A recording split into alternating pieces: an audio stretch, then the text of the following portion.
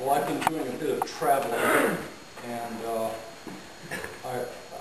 Deacon Warren Mueller and I left Thursday morning for Atlanta for a conference up there, and it's one of the very best I've been to. But driving out of Atlanta yesterday was like dodging bullets. I mean, every couple of miles there was a bad accident. It was pouring rain yesterday, and when we got to the highway around Atlanta, a semi had somehow lost control and was completely blocking the interstate. And we could see that from the highway, from Interstate 20. And, but it felt like we were just dodging things, trying to get home. And it was, I began to feel like God had his hand around us and was protecting us. And this has caused me to think about the whole business of living out our Lenten discipline and trying to be more Christ-like in the midst of a culture that often is very, very challenging and throws bullets at us left and right. So I want to begin with a question. Do you have a healthy lifestyle? Now, if my wife was up here asking you that, you'd be thinking, okay, she's a dietitian. How am I eating lately? Well, I did put Fruit Loops on my cereal yesterday, so maybe I could cut that out. But if a physician was up here, you might be wondering, am I getting enough exercise? But in church, when we ask that question, it's really a question about what are you doing on the inside? How are you managing your emotions? How are you managing your thoughts? How are you managing the lifestyle of the heart? And, you know, some people just don't think that emotions and thoughts are that important, but how do you explain the fact that 20% more people have fatal heart attacks on Monday morning than any other day of the week? So when someone tells you, my job is killing me, they may literally be telling you the truth. What goes on the inside is very important. It has everything to do with who we are. And so it's no surprise, really, to find in Psalm 51, David pleading, create in me a clean heart, O God, and renew a right spirit within me. Now, David is not asking for a heart transplant. He's asking for something else. He's asking for something equally important.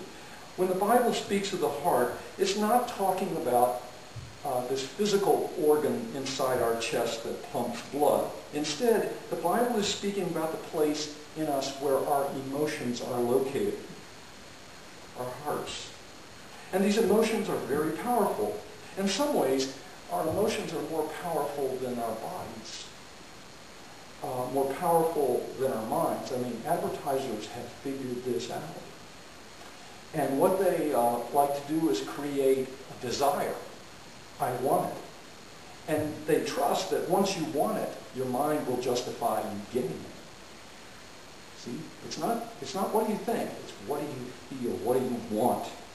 Father Anthony DeMello noticed this, and he said something very wise. He said that most of us mistakenly assume that our thinking is done by our heads, when it's actually done by our hearts. And our hearts dictate the conclusion and then command our minds to provide the reasoning that will defend it. But we all like to think we're reasonable people, don't we? That we like to think that we can think through things, weigh the pros and cons, and then make a rational decision. But if that was true, none of us would ever snap at one another. We'd never demean one another. We'd never do anything that was really self-destructive. The fact of the matter is that our emotions kind of lead us around. And so we have to find a way to manage them. We have to figure out a way to act on the right things. Act on the things that are good for us. And Jesus knew this about human beings. Jesus knew about the human heart.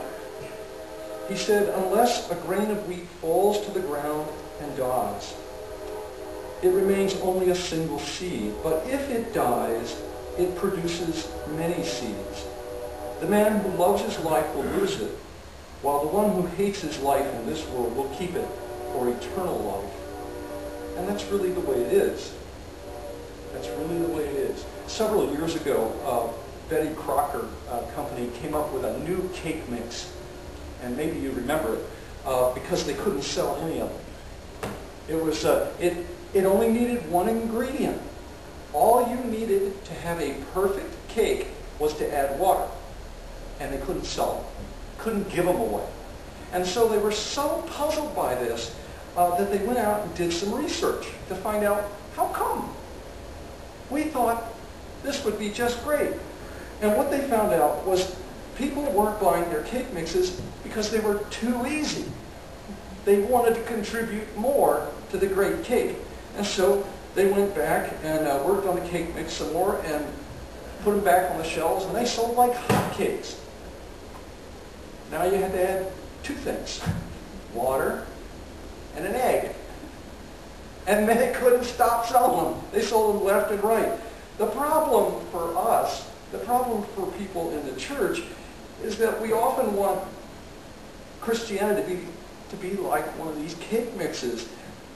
And learning to be a disciple of Christ is not this easy. It's more than add water and an egg.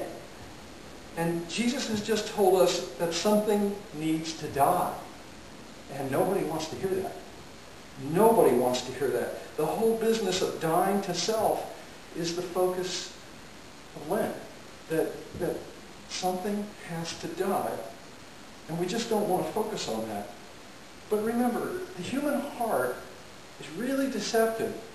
The human heart has appetites for all sorts of things that don't help us. You know, we all know about little kids having an appetite for candy and things that aren't good for them. And we all know about little kids who decide that, yeah, they really can eat 3 orders, 4 orders of cotton candy. And then they're sick all over the place. Why am I so sick?